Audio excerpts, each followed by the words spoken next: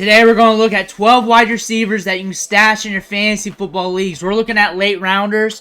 We're looking at guys you can pick up off waivers after a draft. I know it's July, but we go deep here. We help you go deep in your drafts and on waivers day in and day out because everybody else is talking about the easy stuff. We do the hard work here going over these late round prospects in your fantasy drafts so you're good to go to make that pivot when you need to. The thing is about this, when we're looking at these late round wide receivers and these pivot points at the wide receiver point on the waiver wire, I like to be jacked up a wide receiver at the beginning of the draft. I like to stash running backs. So a lot of these plays are more like suggestions for you just in case you need to stash wide receivers because the start of the draft did not go so well for you, because that happens from time to time.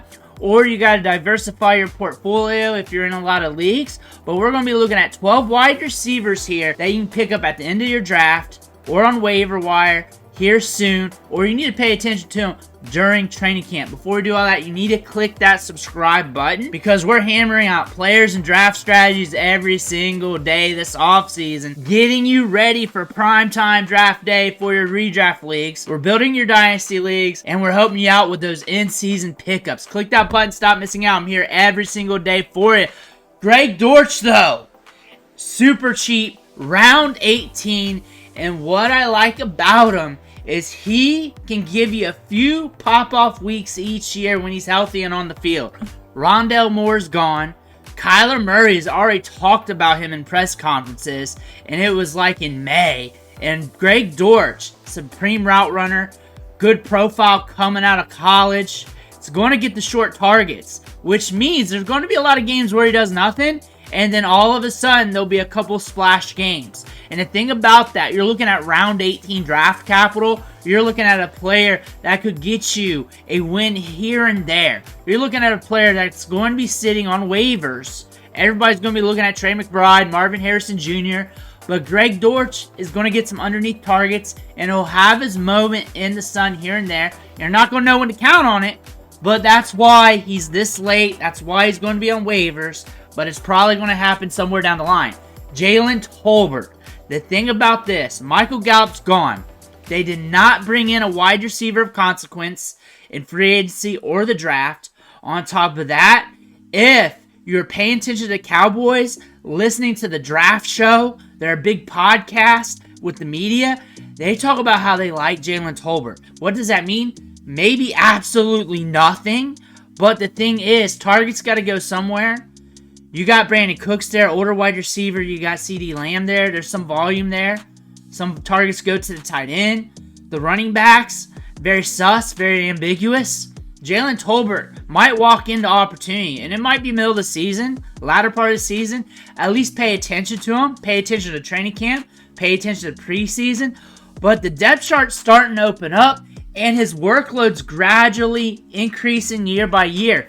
Javon Baker, wide receiver 84, one of my favorite rookie wide receivers, fell to round 4, but we're with the Patriots, and Drake May hits. And if this team hits early with Drake May, I'm talking this year, Javon Baker might be that guy for you. And if we're looking at players who are going to hit on the back end of the draft or off waivers, they're usually year 1 rookies or year 2. They're usually early in their career.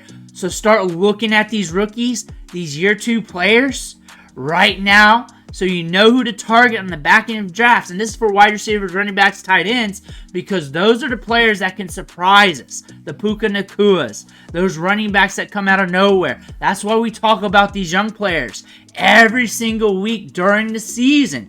That you need series? Well, that's pretty much waiver wire in a micro standpoint. But still, young players getting opportunity can pop off, and they pop off more often than that year 5 player that's been hanging around the league, not really doing much and nothing. Those players could pop off, give you some production, and Javon Baker could be one of those. Marvin Mims, another year 2 player. How can he pop off with the Broncos? We got Bo Nix, we got Zach Wilson. He gets deep balls. Deep ball city, splash plays. They go YOLO.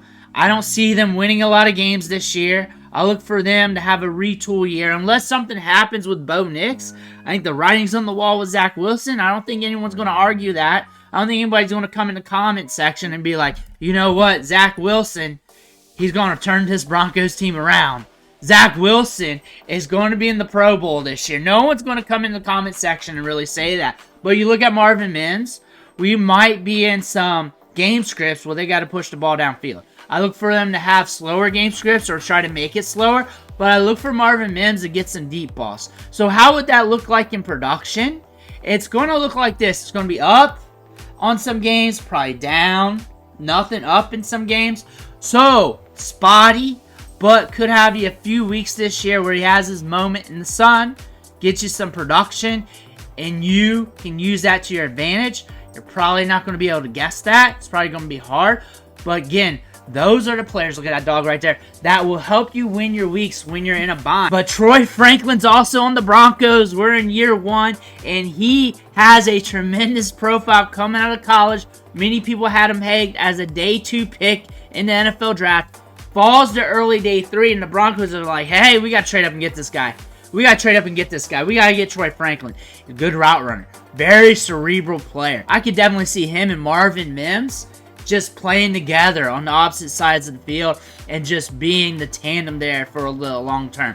If you're talking dynasty, quick dynasty clip on him, they don't have much invested in him, but he's such a good prospect that he could really jump the shark here. He's going to be walking into a depth chart here with some opportunity. A splash option here, round 15 draft capital. So in some leagues, he's not getting drafted. Basic redraft leagues, probably not getting drafted. But in underdog leagues, people are taking stabs on him because it's a little bit deeper. That being said, year 1 players, year 2 players, Troy Franklin, good portfolio coming out of college. Draft capital's okay, especially when you account for the trade up. 402, especially for the short term. Weird team, but very ambiguous. Maybe something you want to lean with. Watch for him on the waiver wire throughout the season. Demarcus Robinson, wide receiver 74, round 15. Look at the chart below me right here.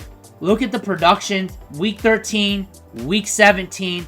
Look at that mess right there. He went off. If that happens again, you're going to wish you picked him up. Wide receiver 74 off the board. Round 15 draft capital. The risk is it doesn't happen. Cup stays healthy. Puka stays healthy. And the targets doesn't flow his way.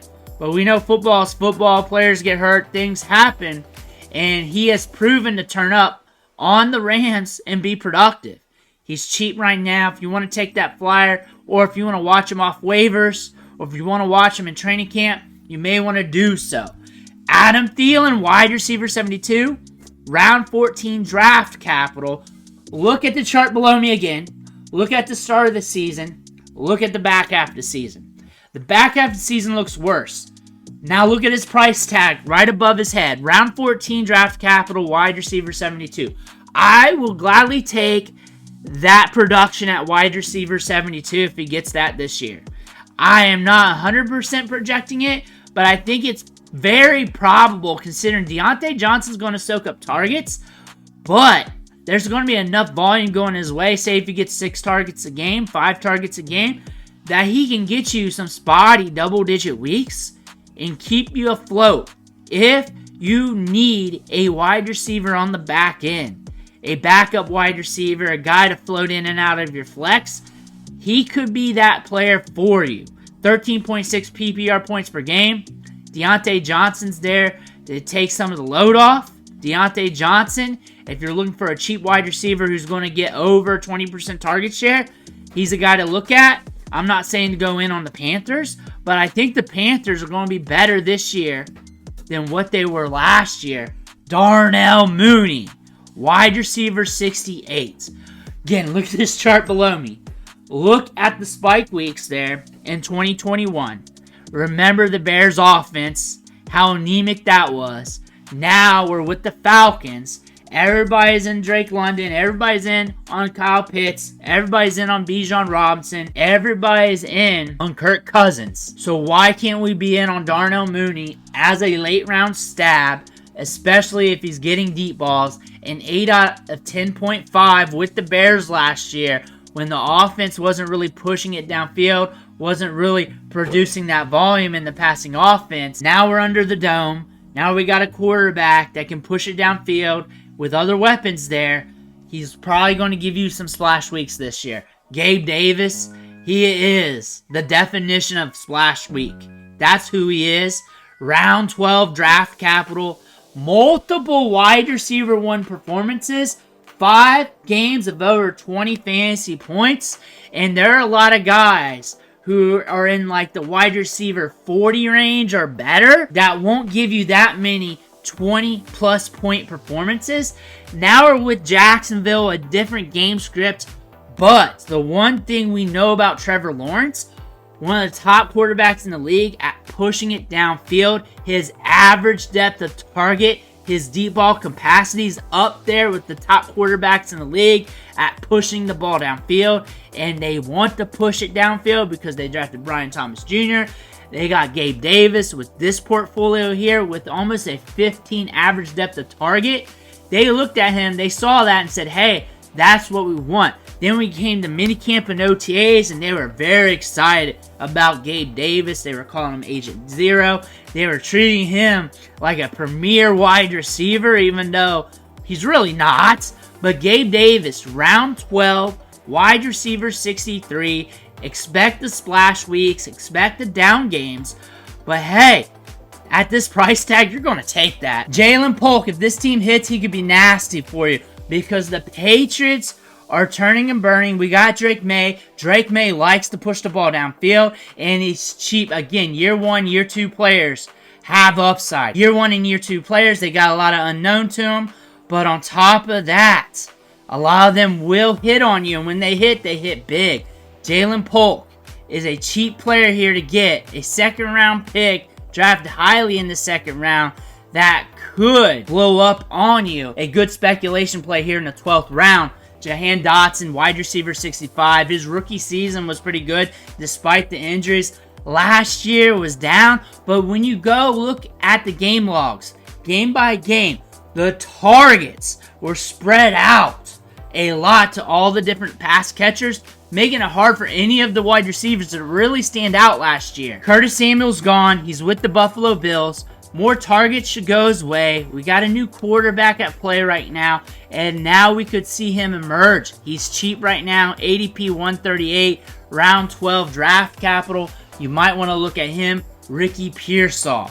Brandon Ayuk, Deebo Samuel. Deebo Samuel's had a lot of injuries throughout his career, so that's something to look at. Brandon Ayuk, that contract situation's getting pretty iffy. They drafted him in the first round. He's got good size of just athleticism. He's a good route runner. You're seeing him in round 12. He's a guy that could be very sneaky because there could be some sneaky opportunity. Opportunity that's not forecasted going his way. And that's why you want to look at him as a speculative ad. A speculation that something could happen that could allow him to be more productive than what we're seeing, than what we're predicting. That's why people are drafting him up at wide receiver 65 right now. There is some upside here if the unknown happens. Pay attention to Ricky Pearsall, but those are 12 wide receivers going late in drafts that you can pick up off waivers that we're looking at right now in July. Let me know what you think in the comments below. Make sure to hit that subscribe button on the way out.